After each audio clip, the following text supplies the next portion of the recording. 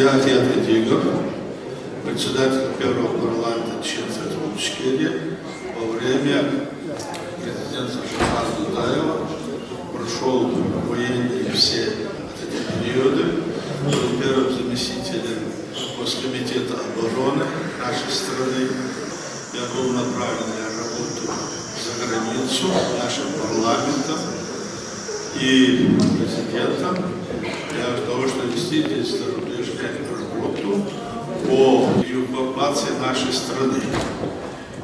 Ну, коротко сейчас скажу о том, что с 2007 года в зарубежье в связи с ситуацией оккупации нашей территории создали временный рабочий орган власти, который называется Президиум Чеченской Республики Ичкерия.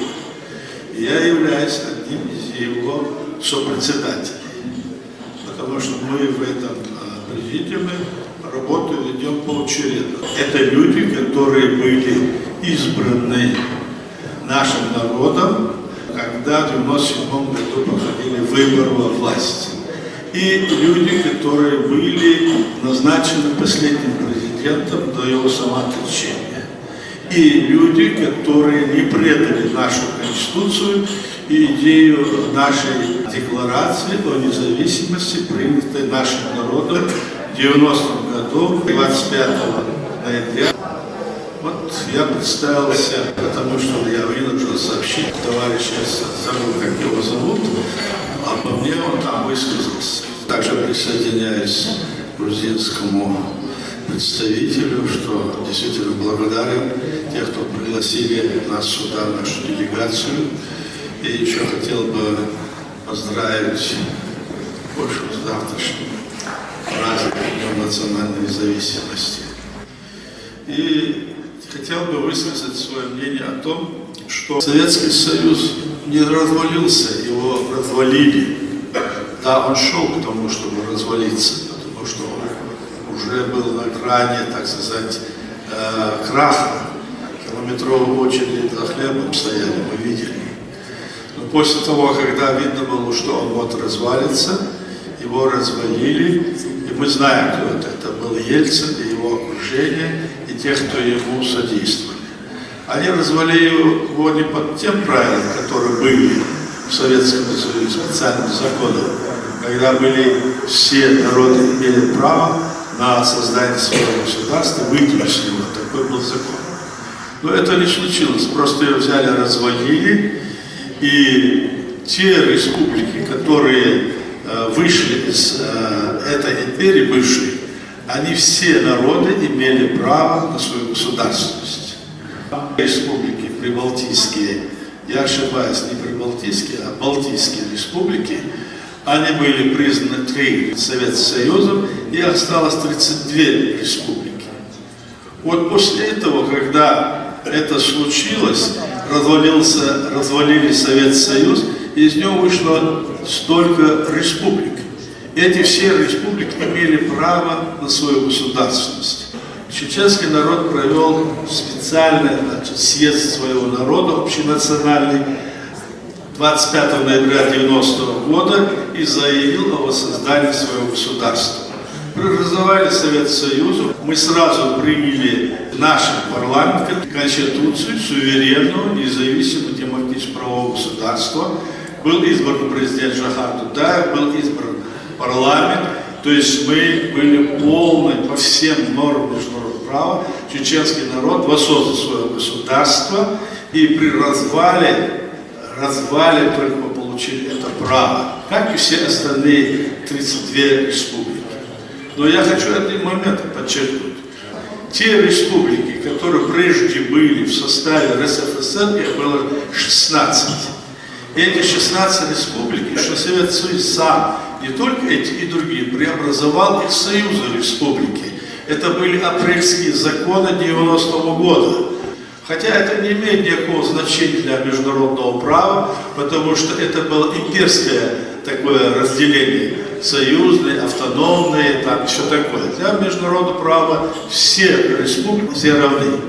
И вот после этого только наша республика из бывших, так скажем, союзных республик, автономных, которые были в составе России, только наша республика провела этот процесс полностью в соответствии с международным правом, а всем остальным республикам, которые оставались, я имею в виду 15 республик, и не дали провести эту процедуру, провозгласить о своей государственности. Бывшими коммунистическими руководителями, которые уже не имели никаких полномочий, они с Ельцином подписали незаконный так называемый федеральный договор 31 марта 1992 года. Отмечу, что 12 марта уже вне Советского Союза мы уже приняли свою конституцию, то есть мы создали свое государство раньше, чем Российская Федерация России. И после того, как все это случилось, мы вели переговоры с Россией, и Россия всячески, уговаривала нас, чтобы мы отказались от этого, как вот здесь сказали. Конечно, такие уговоры не пошли, это было решение народа, и мы не собирались этого делать.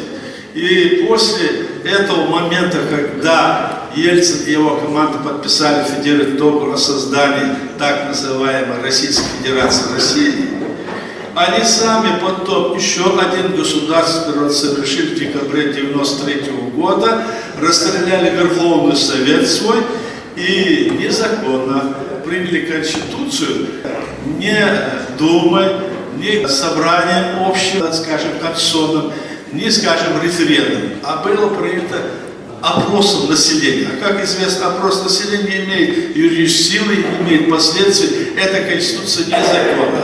То есть Российская Федерация России создана незаконно, и все эти народы, которые сегодня мечтают о том, чтобы выйти из Российской Федерации, могут вполне вернуться к этому, потому что было нарушено их право, и заявить об этом, о том, что они могут создать свое государство, минуя эту Россию.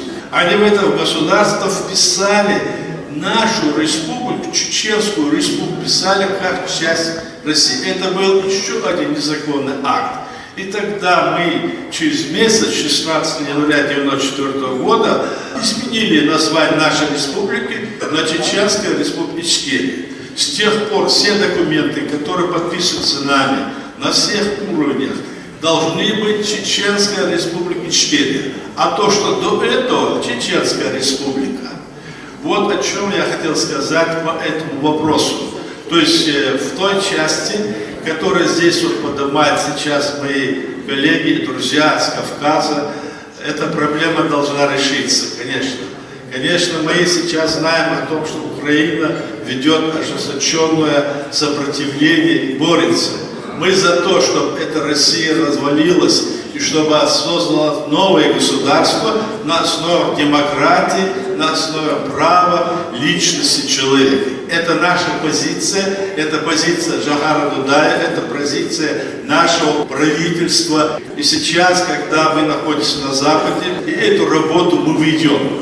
Однако вместе с этими так называемыми либеральными, как сказал Синовер, о том, что вот такие-то либеральные деятели хотят сохранить эту Россию и туда прийти к власти. Это то же самое, что было и прежде. Этим мы не можем согласиться. И поэтому те люди, о которых сейчас выступал здесь товарищ, вот, мне сказали, что его Боровская фамилия, он не прав. Эти люди являются членами команды этой либеральной компании, и вместе они действуют. Они незаконно, не имея на то права, объявили себя при действующей власти Чеченской республики в 2007 году. Объявили себя премьер-министрами, это при действующем еще тогда президенте и при действующем нашем правительстве.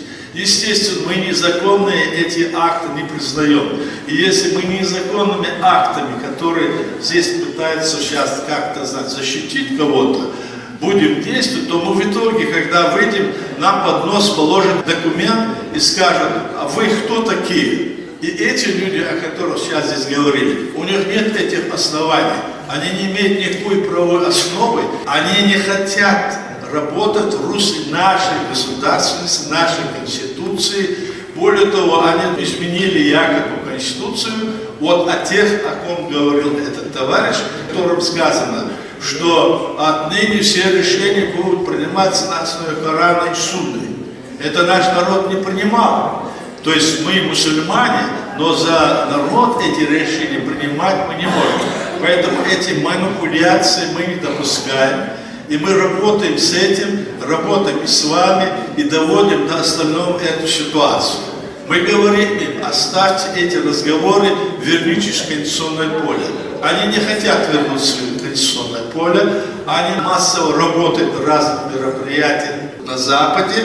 Они, конечно, поддерживаются теми же, скажем, либеральными деятелями, которые есть. Мне жаль этого человека, который вот такие высказывания сделал. Все, что ими будет делаться, на поверке окажется в конечном итоге не теми, значит, решениями, которые нужны нам, нашему народу, который принял решение о создании своего государства, создал его, и 5 раз на нас была агрессия, 5 раз.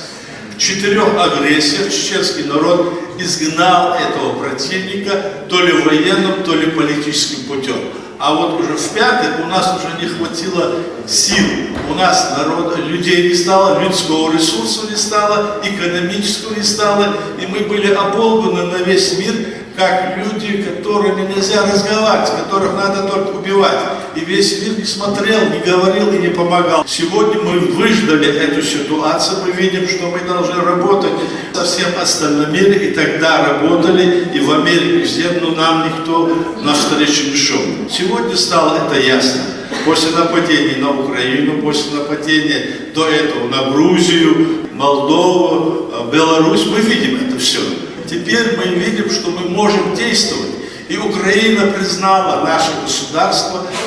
Мы призываем все остальные страны мира, в том числе и Польшу, к признанию нашего государства, потому что мы создали это государство в рамках нашего общего международного права. И если на это будут закрывать глаза, то получится, что мы окажемся не полностью стоим на принципах международного права. Или есть это международное право, и есть это демократия, или нет. Вот к этому надо стремиться, нам кажется, вот по нашему чеченскому вопросу. А в общие вопросы мы здесь вот многие говорили, и я просто не буду повторяться. Спасибо вам за внимание всем. Спасибо.